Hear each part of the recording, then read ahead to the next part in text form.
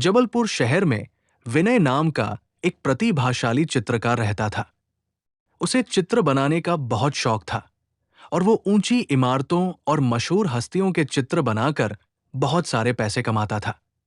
एक दिन गांव से बलदेव सिंह नाम का एक धनवान व्यक्ति अपना चित्र बनवाने के लिए शहर गया। बलदेव सिंह ने विनय को गांव की सुंदरता के बारे में बताया। खेतों पर गिरी ओस की बूंदें, कच्चे घरों पर पड़ने वाली सूरज की पहली किरण और किसानों के चेहरों की सादगी।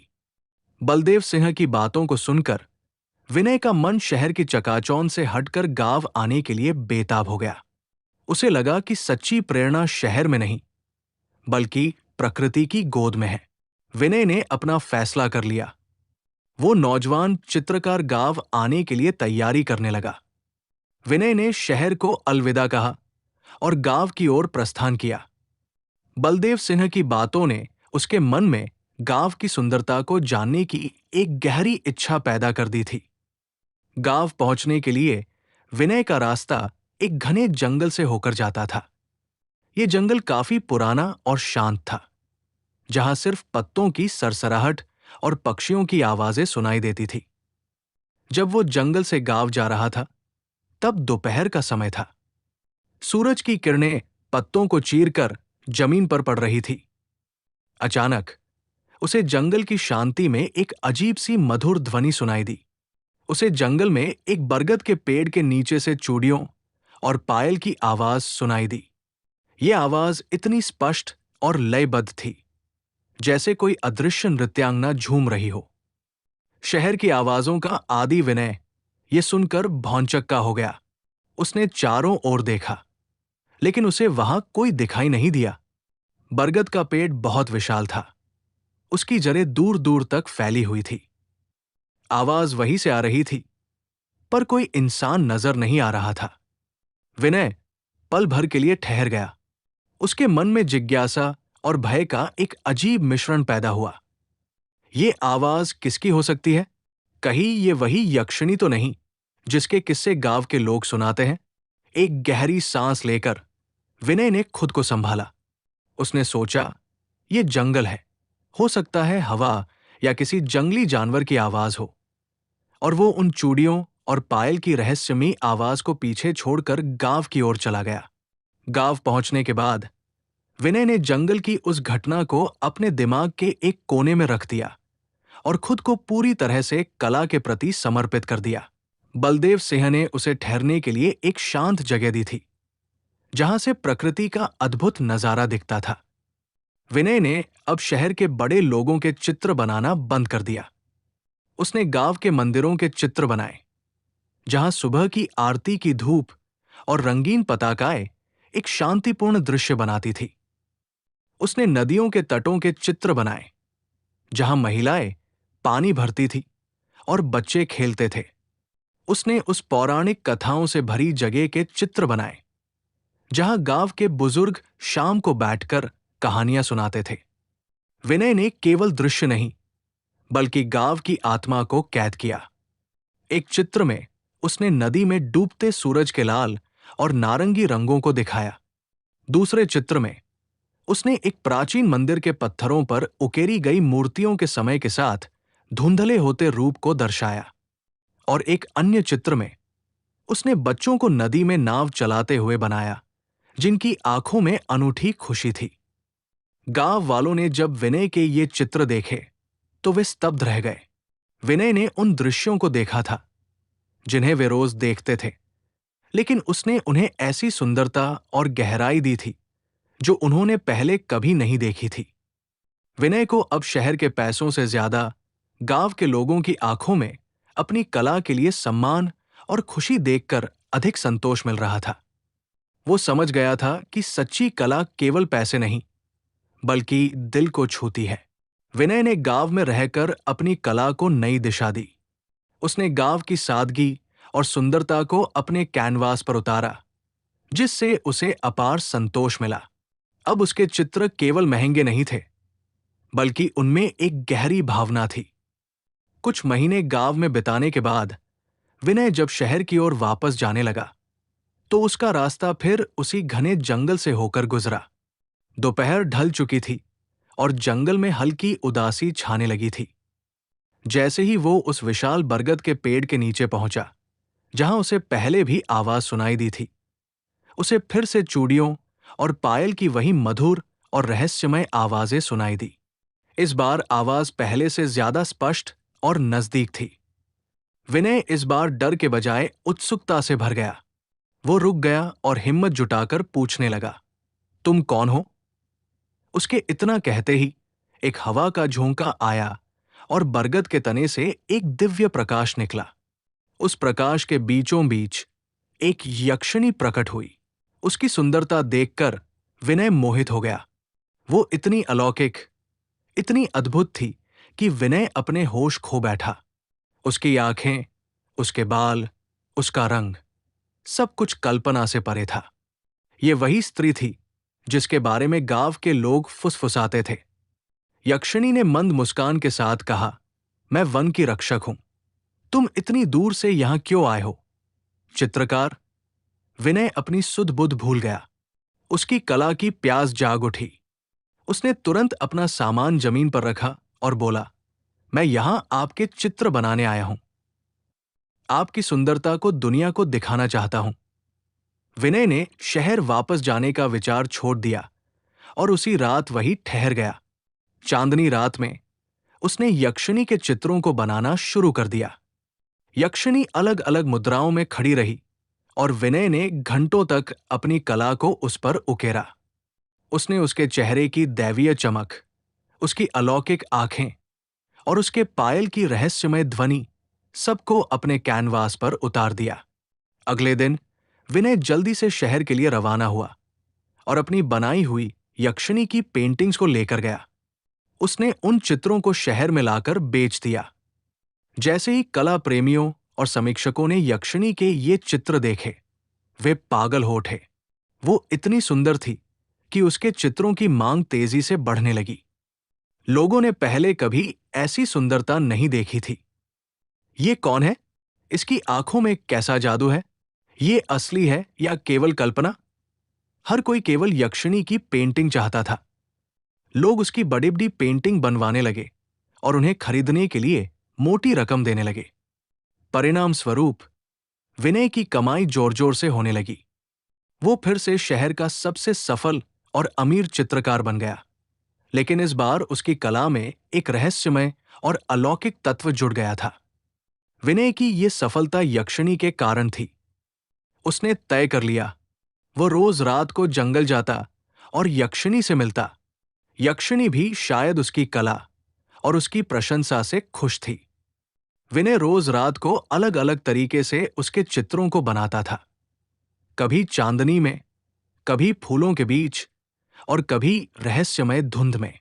शहर में विनय प्रसिद्ध हो रहा था। जब इन अद्भुत और रहस्यमय चित्रों के बारे में गांव के लोगों को पता चला, तो उन्होंने तुरंत उन तस्वीरों को पहचान लिया। यद्यपि विनय ने यक्षिणी को देखा था, पर गांव वालों की कल्पना में, और जिस तरह विनय ने उसे कागज पर उतारा था, शांत, सुंदर और दिव्य प्रकाश से घिरी हुई, वो उन्हें हुबहू किसी जानी पहचानी स्त्री की याद दिलाता था। दरअसल विनय ने जिस यक्षिणी की तस्वीर को कागज पर देवी देवता के रूप में उतारा था, हुबहू उसी रूप की एक वेश्या गांव में रहती थी। उसका नाम रेशमा था। जब यह बात गांव में फैली कि शहर के चित्रकार विनय ने गांव की वेश्या को एक देवी का रूप दे दिया है, तो गांव के लोग इसका विरोध करने लगे। गांव एक धार्मिक और परंपरावादी जगह थी। लोगों के लिए यह बात असहनीय थी कि एक सम्मानित चित्रकार ने वैश्यावृत्ति करने वाली स्त्री को पूजनीय देवी के रूप में दर्शाया है। गांव वालों ने तुरंत विनय को खोजा और चित्रकार को भला बुरा कहा। तुमने ये क्या किया, विनय? जिस स्त्री को हम समाज से बाहर मानते हैं, उसे तुम देवी बता रहे हो। यह हमारी आस्था का अपमान है। तुम्हें केवल पैसे की पड़ी है, इसलिए तुमने हमारे देवी देवताओं का मजाक बनाया है। गांव वालों को लगता था कि चित्रकार ने जानबूझकर वेश्या को एक देवी का रूप दे दिया है, ताकि उसकी पेंटिंग ऊंचे दामों पर बिके, और ये उनकी धार्मिक भावनाओं को ठेस पहुंचाने जैसा था। उन्हें नहीं पता था कि विनय ने जो देखा था वो सचमुच एक अलौकिक यक्षिणी थी। विरोध और हंगामे के बीच जब ये चित्र वेश्या रेशमा तक पहुंचे, तो वो भी एक पल के लिए हक्की बक्की रह गई। जब उसने पहली बार खुद को देवी के रूप में देखा, तो वो आश्चर्यचकित हो गई। समाज ने हमेशा उसे गंदी और हे दृष्टि से देखा था। पुरुषों ने हमेशा उसकी सुंदरता को केवल भोग का साधन समझा था, और हर किसी की नजरें उसे गंदी नजरों से देखती थी। किसी ने कभी उसकी आंखों में पवित्रता या उसके रूप में कोई दैवीय आभा नहीं देखी थी। रेशमा ने अपनी पूरी जिंदगी में केवल तिरस्कार और नधरत झेली थी, लेकिन विनय के चित्रों में वह किसी देवी की तरह पवित्र, शांत और दिव्य लग रही थी। उसके मन में एक अजीब सा भाव उमड़ा। ये खुशी, अविश्वास और आत्मसम्मान का मिश्रण था। उसने पहली बार किसी की कला में खुद को इस तरह से देखा था, पूजनीय, सुंदर और त्रुटिहीन। गांव के लोग भले ही उन चित्रों का विरोध कर रहे थे, लेकिन रेशमा के लिए वे चित्र उसके अस्तित्व की पहली और शायद आखिरी तारीफ थे। वे चित्र उसके लिए केवल कला नहीं थे, बल्कि एक ऐसी दुनिया का सपना थे जहां वह भी सम्मान और पवित्रता की हकदार थी। गांव का गुस्सा इतना बढ़ गया कि उन्होंने शांति से बात करने की बजाय बल का प्रयोग किया। गांव के कुछ गुस्सैल नौजवानों ने मिलकर चित्रकार विनय को पकड़ लिया और उसे गांव के एक पुराने और अंधेरे अनाज के गोदाम में बंद कर दिया। उन्होंने दरवाजे पर ताला लगा दिया और धमकी दी कि जब तक वो सबके सामने माफी नहीं मांगेगा और सारे चित्र नष्ट नहीं कर देगा, तब तक उसे बाहर नहीं निकाला जाएगा। विनय उस बदबूदार, अंधेरे गोदाम में फंस गया। वो असहाय था, क्योंकि वो गांव वालों को यह समझा नहीं सकता था कि उसने एक असली यक्षिणी का चित्र बनाया था, न कि रेशमा का। उधर यक्षिणी हर रात बरगद के पेड़ के नीचे चित्रकार विनय का इंतजार कर रही थी। विनय को तो रोज रात को आना था ताकि वह उसके नए नए चित्र बना सके। पहली रात वह नहीं आया तो यक्षिणी ने सोचा कि वह थक गया होगा। दूसरी रात भी जब विनय नहीं आया तो उसे चिंता होने लगी। जब काफी दिनों तक वो नहीं आया तो यक्षिणी बेचैन हो उठी। विनय की अनुपस्थिति उसे खटकने लगी। उसके मन में कई विचार आए। कहीं वो शहर की भागदौड़ में वापस तो नहीं चला गया? क्या उसने उसे भूल दिया? एक शाम जब सूरज डूब रहा था और गांव में अंधेरा छाने लगा, तो यक्षिणी ने फैसला किया। वो शाम उसके बारे में पता लगाने गांव गई। यक्षिणी ने अपने सौंदर्य को छुपाया नहीं था। रात में जब वो गांव की गलियों में घुसी, तो इतनी सुंदर स्त्री जिसके शरीर पर आभूषणों की चमक थी और जो दिव्य आवरण से सजी थी, उसे देखकर गांव के लोग आश्चर्यचकित हो गए। सबसे बड़ी बात यह थी कि उस अद्भुत स्त्री का रूपरंग और कदकाठी हुबहू वेश्या रेशमा की तरह थी। केवल उसकी आंखों में एक अलौकिक चमक और उसके शरीर पर एक अपार्थिव तेज था, जो रेशमा में नहीं था। गांव के लोग यक्षिणी को देखकर सकते में आ गए, ये कौन है? रेशमा इतनी रात को इतने गहनों में कहां से आ गई? लेकिन ये रेशमा नहीं है। इसकी चाल अलग है और इसके चेहरे पर कैसा तेज है। विनय के चित्रों से उपजा भ्रम अब साक्षात सामने था। गांव वाले समझ नहीं पा रहे थे कि वे किसी देवी को देख रहे हैं या वेश्या रेशमा को, जो अचानक इतनी सुंदर और तेजस्वी कैसे हो गई। यक्षिणी को देखकर गांव में शोर होने लगा। लोग फुसफुसा रहे थे और अजीब सी घबराहट में एक दूसरे को देख रहे थे। इसी शोरगुल को सुनकर रेशमा भी वहां आई। जब उसकी नजर सामने खड़ी उस अलौकिक स्त्री पर पड़ी, तो वो एक पल के लिए अपनी आंखें मलने लगी। उसे विश्वास ही नहीं हो रहा था कि कोई उसके जैसा हूबहू दिख सकता है, लेकिन वो स्त्री रेशमा से कहीं ज्यादा तेजस्वी और पवित्र लग रही थी। रेशमा यक्षिणी को देखकर बस देखती रह गई। उसे लगा मानो उसने पहली बार अपने ही रूप का कोई दैवीय आईना देख लिया हो। यक्षिणी ने बिना किसी डर के गांव वालों की भीड़ को चीरते हुए सीधे रेशमा के पास पहुंची। यक्षिणी ने रेशमा से पूछा, क्या तुमने किसी चित्रकार को देखा है इस गांव में? वो हर रोज मेरे चित्र बनाता था। ये सुनकर गांव वालों के कान खड़े हो गए। उनकी आंखें फटी रह गई। उन्हें तुरंत एहसास हुआ कि उनकी धारणा गलत थी। ये स्त्री वास्तविक यक्षिणी है, न कि रेशमा। और विनय ने सच में इसी दिव्य स्त्री का चित्र बनाया था। यक्षिणी की बात सुनते ही गांव वालों का गुस्सा और आक्रोश डर और शर्मिंदगी में बदल गया। उन्होंने तुरंत समझ लिया कि उन्होंने अपनी मूर्खता और जल्दबाजी में एक बेकसूर चित्रकार पर अत्याचार किया है। अपने किए पर शर्मिंदा और यक्षिणी के क्रोध से भयभीत गांव वालों ने बिना देर किए यक्षिणी को सब सच बताने का फैसला किया। जब गांव वालों ने यह बात सुनी तो उनमें से कुछ लोग तुरंत यक्षिणी को लेकर उस गोदाम की ओर ले गए जहां उन्होंने विनय को बंद किया था। हमसे बहुत बड़ी गलती हो गई, देवी एक बुजुर्ग ने सिर झुकाकर कहा। हमने उन्हें वेश्या का चित्र बनाने के भ्रम में यहां बंद कर दिया था। गोदाम का ताला खोला गया। भीतर अंधेरे और घुटन भरी हवा के बीच चित्रकार विनय अनाज की बोरियों के बीच बेहोश पड़ा हुआ था। जब यक्षिणी उसके पास गई तो उसने झुककर विनय के शरीर को छुआ। उसका दिव्य स्पर्श होते ही उसने देखा कि चित्रकार को सांप ने काट लिया है और जहर उसके शरीर में धीरे धीरे फैल रहा है। लेकिन एक अलौकिक शक्ति होने के नाते यक्षिणी को यह भी एहसास हुआ कि वो अभी भी जीवित है। शायद यक्षिणी से प्रेम और बरगद के पेड़ की दैवीय ऊर्जा के कारण जहर धीमा पड़ गया था, लेकिन वो खतरे से बाहर नहीं था। यक्षिणी के चेहरे पर क्रोध के स्थान पर तीव्र चिंता छा गई। गांव वालों ने तुरंत सपेरे को बुलाया। गांव में एक बूढ़ा सपेरा रहता था जिसकी बेटी झुनिया जड़ी बूटियों और मंत्रों की जानकार थी और विष उतारने में माहिर थी। गांव वालों के कहने पर सपेरे की बेटी झुनिया को बुलाया गया। झुनिया ने विनय की नब्ज जांची और सांप के काटने के निशान को देखा। उसने तुरंत पहचान लिया कि ये एक जहरीला सांप था। झुनिया ने आंखें बंद की और कुछ पल ध्यान लगाया। फिर उसने गांव वालों और यक्षिणी की तरफ देखा। उसने विष को उतारने के लिए तुरंत एक विशेष जड़ी बूटी की मांग की जो साधारणतः गांव के आसपास नहीं मिलती थी। ये जहर बहुत गहरा है। इसे उतारने के लिए मुझे मृत संजीवनी नाम की जड़ी बूटी चाहिए।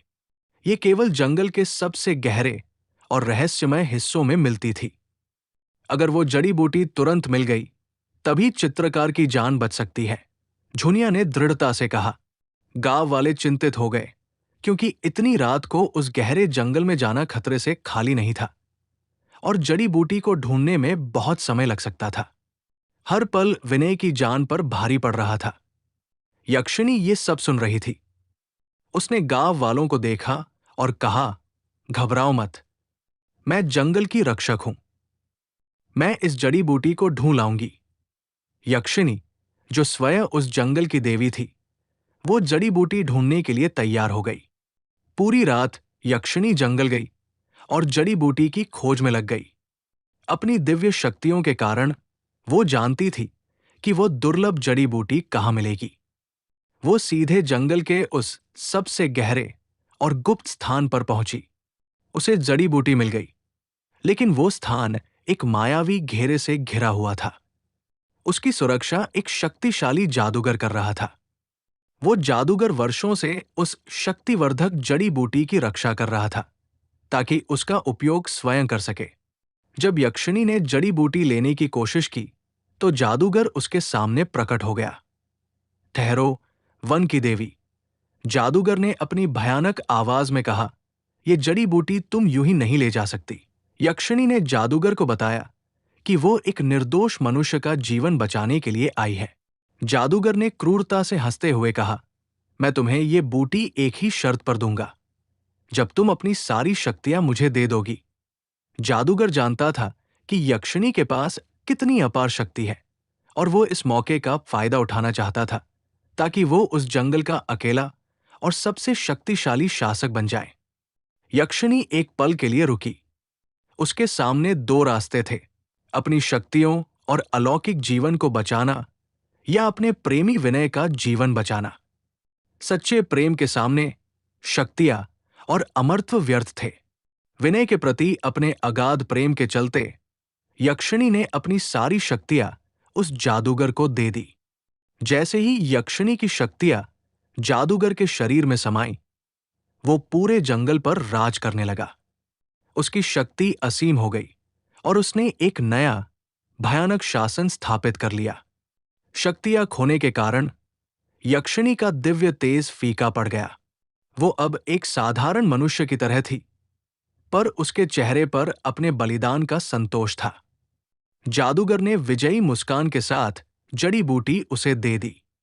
यक्षिणी बिना देर किए उस जड़ी बूटी को लेकर तेजी से गांव की ओर भागी। गांव में झुनिया बेसब्री से इंतजार कर रही थी। यक्षिणी ने तुरंत वो जड़ी बूटी झुनिया को दी। झुनिया ने उसे पीसकर विनय के घाव पर लगाया और उसे कुछ रस पिलाया। कुछ देर बाद चित्रकार की जान बच गई। विनय ने आंखें खोली।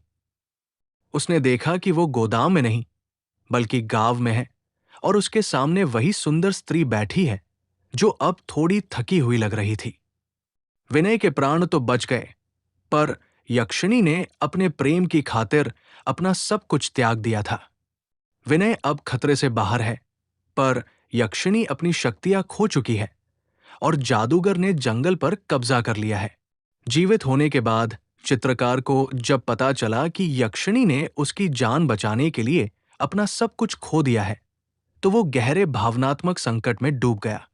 यक्षिणी, जो अब एक साधारण स्त्री बन चुकी थी, उसके सामने बैठी थी। उसकी आंखों में अब वो दिव्य चमक नहीं थी, पर उसके प्रेम की गहराई और बलिदान का तेज साफ झलक रहा था। विनय ने यक्षिणी का हाथ पकड़ा। उसने देखा कि उसकी वो अलौकिक सुंदरता तो नहीं रही, पर उसके चेहरे पर सच्चे प्रेम की सबसे सुंदर रेखाएं अंकित थी। विनय जानता था कि उसका सच्चा प्रेम यही है, जिसने उसके लिए अमरता और शक्ति का त्याग किया है। उसने गांव वालों के सामने घोषणा की, यक्षिणी ने मेरे लिए अपनी दुनिया त्याग दी। अब मैं उसे त्याग नहीं सकता। अब वो मेरी जीवन संगिनी है। और तब उसने उससे विवाह कर लिया। उनका विवाह सादगीपूर्ण था, लेकिन गांव में एक अनूठी घटना थी।